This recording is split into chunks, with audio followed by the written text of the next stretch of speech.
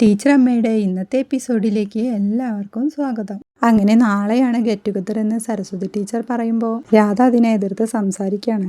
നമ്മൾ പത്രത്തിലൊക്കെ കാണുന്നതല്ലേ get together എന്നും പറഞ്ഞുള്ള ഇഷ്യൂസൊക്കെ. അമ്മയ്ക്ക് അടങ്ങി ഒതുങ്ങിയുള്ള മാനം വെച്ച് വീട്ടിലിരുന്നാൽ പോരെ എന്ന് രാധ ചോദിക്കുമ്പോൾ പഴയ കൂട്ടുകാരെ കണ്ട ആ മാനം പോകുമെന്ന് വീണയും ചോദിക്കുന്നു. ടീച്ചറെ വീട്ടിൽ നിന്ന് വിടാതിരിക്കാനുള്ള രാധയുടെ അടവായിരുന്നു അത്. അപ്പോൾ രാധ പറയുന്നുണ്ട്, ഇന്നുച്ചയ്ക്ക് വിഷ്ണുവേട്ടൻ്റെ കുറച്ച് ഫ്രണ്ട്സ് വരുന്നുണ്ട്, അവാർഡ് കിട്ടിയതിൻ്റെ ചെലവാ എന്ന് പറയുമ്പോൾ ആർക്ക് അവാർഡ് കിട്ടിയേനെ എന്ന് വീണ ചോദിക്കുന്നു. വിഷ്ണുവേട്ടനല്ലേ വാങ്ങിയത്. അമ്മയുടെ കൈപ്പുണ്യം ഉയർന്ന ഓഫീസർമാരെയൊക്കെ അറിയിക്കാനുള്ള ഒരു ചാൻസാ. അതെന്താ അമ്മയെ പോലീസിലെടുക്കുന്നുണ്ടോ? അമ്മയെ കൊണ്ട് എല്ലാ പണിയും ചെയ്യിക്കാനുള്ള ഒരു അടവല്ലേ. അമ്മയ്ക്ക് ഈ വീട്ടിൽ നിന്ന് പോവാനേ ആരുടെ അനുവാദവും വേണ്ട എന്ന് വീണ പറയുമ്പോൾ ടീച്ചർ ഒന്നും മിണ്ടാതെ അകത്തേക്ക് പോകുന്നു. അപ്പോഴാണ് വിഷ്ണു പലതരത്തിലുള്ള മീനുമായി വന്ന് അത് രാധയെ ഏൽപ്പിക്കുന്നത്.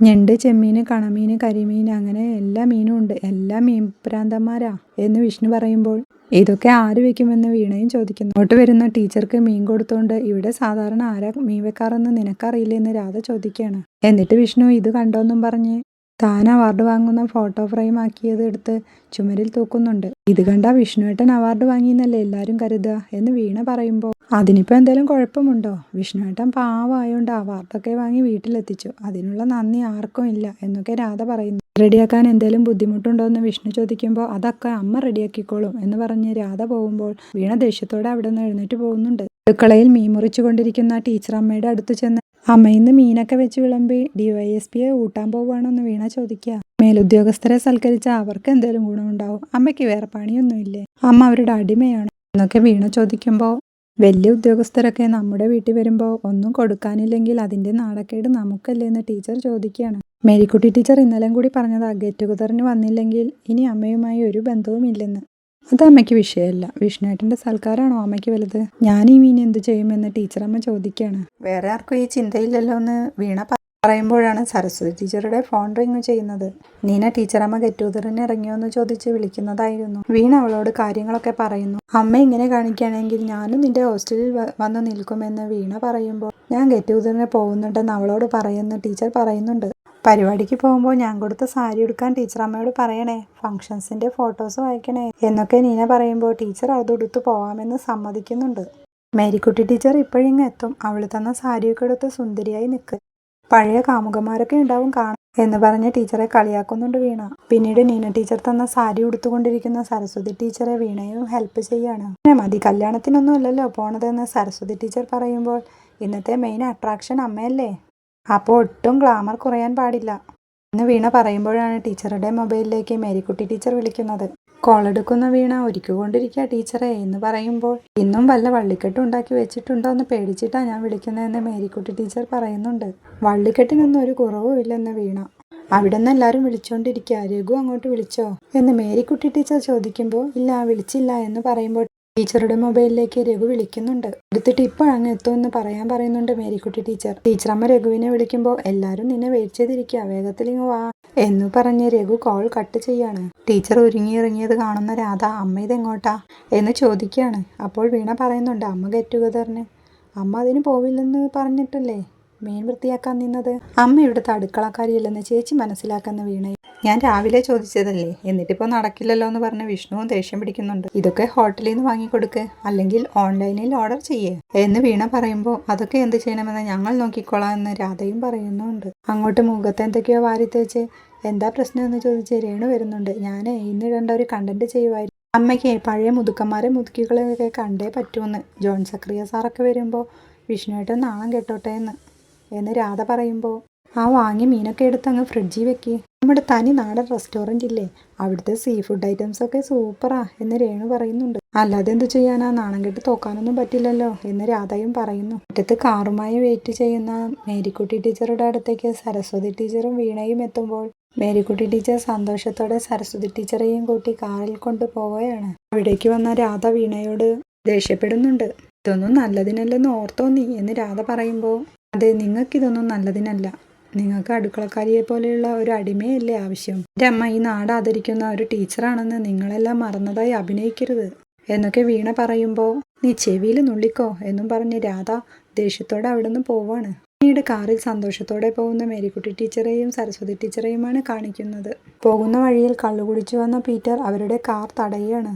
എന്താ പ്രശ്നമെന്ന് ജോൺ ചോദിക്കുമ്പോൾ എൻ്റെ മോൾ എവിടെയാണെന്ന് എനിക്ക് ഇപ്പോൾ അറിയണം. എൻ്റെ വീട്ടിൽ നിന്ന് അവൾ ഇറങ്ങിപ്പോയെന്ന് ആളുകൾ പറഞ്ഞു. എൻ്റെ മോക്ക് എന്തെങ്കിലും പറ്റിയാൽ ഒന്നിനും ഞാൻ വെറുതെ വിടില്ല. നിങ്ങളെക്കാൾ വലിയ അപകടം അവൾക്ക് എന്ത് പറ്റാനെന്ന് മേരിക്കുട്ടി ടീച്ചർ ചോദിക്കുകയാണ്. കാറിൻ്റെ മുന്നിൽ നിന്ന് മാറി, ഒരു പ്രോഗ്രാമിന് അത്യാവശ്യമായി പോകാനുള്ളതാണെന്ന് ജോൺ പറയുമ്പോൾ എൻ്റെ മോളെവിടെയെന്ന് പറയാതെ ഞാൻ മാറില്ലെന്ന് പീറ്ററും. അപ്പോഴാണ് മേരിക്കുട്ടി ടീച്ചറുടെ മൊബൈലിലേക്ക് രഘുവിൻ്റെ കാൾ പിന്നെയും വരുന്നത്. കള്ളുകുടിയൻ വന്ന് വണ്ടി തടഞ്ഞിരിക്കുക. ഞങ്ങളുടെ സ്കൂളിലെ ടീച്ചറിൻ്റെ പപ്പായ. കാര്യങ്ങളൊക്കെ ഞാൻ അവിടെ വന്നിട്ട് പറയാമെന്ന് പറഞ്ഞു മേരിക്കുട്ടി ടീച്ചർ ഫോൺ വെക്കുകയാണ്. അന്ന് കിട്ടിയതൊന്നും പോരല്ലേ എന്ന് ചോദിച്ച് ജോൺ കാറിൽ നിന്ന് ഇറങ്ങുന്നുണ്ട്. എന്താ നീ അടിക്കുകയോ? അതേപോലെ ഞാൻ നിന്ന് വാങ്ങുന്നു നിങ്ങൾ കരുതിയോ? എനിക്ക് ബോധമില്ലെന്നൊന്നും നിങ്ങൾ വിചാരിക്കരുത്.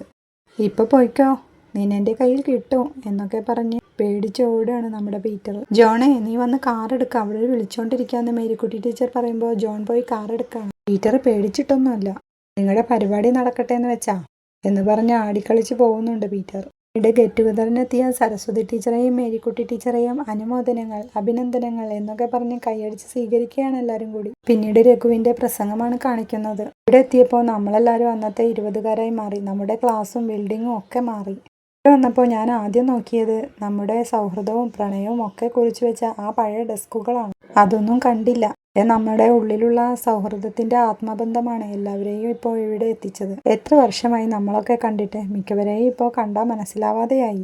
എത്രയോ കാലമായി കോണ്ടാക്റ്റിലുള്ള സുഹൃത്തുക്കളുമായി ഇങ്ങനെയൊരു ഗെറ്റ് ടുഗദറിനെ പറ്റി ആലോചിക്കുന്നുണ്ട്. ഇപ്പോൾ സരസ്വതിക്ക് കിട്ടിയ അവാർഡ് അതിനൊരു നിമിത്തമായി. TTCക്ക് പഠിക്കുന്ന കാലത്ത് സരസ്വതിയായിരുന്നു എന്നും മുന്നിൽ. ആ ഊർജ്ജസ്വലത ഇപ്പോഴും ഉണ്ട്. നമ്മുടെ കൃഷ്ണചന്ദ്രൻ സാറ് വരാമെന്ന് സമ്മതിച്ചതാ. പക്ഷെ സാറിന് പെട്ടെന്ന് വയ്യാതെ ഹോസ്പിറ്റലിലായി. അതാ സാർ എത്താത്തത്. സരസ്വതിയെ പൊന്നാട അണിയിച്ച് ഉപഹാരം കൊടുക്കുന്നതിനായി സുഹാസിനി ടീച്ചറെ ക്ഷണിക്കുകയാണ്. സരസ്വതി ടീച്ചറെ അങ്ങോട്ട് ക്ഷണിക്കുന്നു. എന്നിട്ട് ടീച്ചർക്ക് പൊന്നാടയും ഉപഹാരവും ഒക്കെ കൊടുക്കുന്നതാണ് കാണിക്കുന്നത്. ഈ സന്തോഷത്തിൽ സരസ്വതിക്ക് പറയാനുള്ളത് എന്താണെന്ന് നമുക്ക് കേൾക്കാമെന്ന് പറഞ്ഞ് രഘു മൈക്ക് സരസ്വതി ടീച്ചർക്ക് കൊടുക്കുകയാണ്. ഏറെ പ്രിയപ്പെട്ട എൻ്റെ കൂട്ടുകാരെ, ഓർമ്മയുടെ ഒരു കുത്തൊഴുക്കിൽപ്പെട്ടിരിക്കുകയാണ് ഞാനിപ്പോൾ. ആദ്യമായി ചേട്ടനോടൊപ്പം വന്നത്, ആദ്യമായി കിട്ടിയ കൂട്ടുകാരി, അവളിപ്പോഴും എൻ്റെ കൂടെ തന്നെയുണ്ട്. ഞാൻ വർക്ക് ചെയ്യുന്ന അതേ സ്കൂളിൽ. 30 വർഷത്തിനു ശേഷം വീണ്ടും കണ്ടുമുട്ടിയതിൻ്റെ സന്തോഷം ശരിക്കും ഉണ്ട്.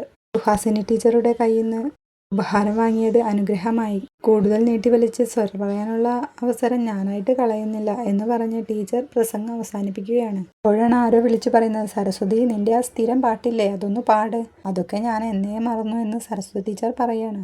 വും പറയുന്നുണ്ട്, സരസ്വതി കലോത്സവത്തിന് പാടിയ പാട്ടില്ലേ, അത് പാടിയിട്ട് പോയാൽ മതി. എല്ലാവരും കൂടി നിർബന്ധിക്കുമ്പോൾ സരസ്വതി ടീച്ചർ ആ പാട്ട് പാടുകയാണ്. മേരിക്കുട്ടി ടീച്ചറുടെ മോൻ ജോൺ അത് മൊബൈലിൽ വീഡിയോ എടുക്കുകയാണ്. പാട്ടിനിടയ്ക്ക് നമ്മുടെ സരസ്വതി ടീച്ചറുടെയും നീന ടീച്ചറുടെയും പഴയ കാര്യങ്ങളൊക്കെ കാണിക്കുന്നുണ്ട്. പാട്ട് കഴിഞ്ഞതോടെ എല്ലാവരും കൈയടിക്കുന്നു. രഘു ഒരു ബൊക്കെ എടുത്ത് കൺഗ്രാറ്റുലേഷൻസ് എന്ന് പറഞ്ഞ് സരസ്വതി ടീച്ചർക്ക് സമ്മാനിക്കുകയാണ്. ക്യാമ്പിന് ശേഷം പോയ ടൂറിൽ സരസ്വതി പാടിയത് എനിക്ക് നല്ല ഓർമ്മയുണ്ടെന്ന് ഒരു ക്ലാസ്മേറ്റ് പറയുന്നുണ്ട്. നമുക്ക് വീണ്ടും ഒരു യാത്ര പോയാലോ, ഒരു 50ന്റെ നിറവിൽ എന്ന് വീണ്ടും അയാൾ ചോദിക്കുമ്പോൾ നമുക്കതിനെപ്പറ്റി ഗ്രൂപ്പിൽ ചർച്ച ചെയ്യാമെന്ന് രഘു പറയുന്നുണ്ട്. ഇതൊക്കെ കാണുമ്പോൾ സരസ്വതി ടീച്ചർ സന്തോഷത്തോടെ ചിരിക്കുകയാണ്. രാത്രി ടീച്ചറെ വീട്ടിൽ കൊണ്ടുവിടുന്ന മേരിക്കുട്ടി ടീച്ചറും മോനും ഓടിച്ചെന്ന് അമ്മയെന്ന് വിളിച്ച് ബൊക്കെയൊക്കെ വാങ്ങുന്നുണ്ട്. അവിടെ നിൽക്കുന്ന രാധ, അമ്മയില്ലെങ്കിലും ഞങ്ങൾ നല്ല അന്തസ്സിൽ ഭക്ഷണമൊക്കെ കൊടുത്തെന്ന് പറയുന്നു.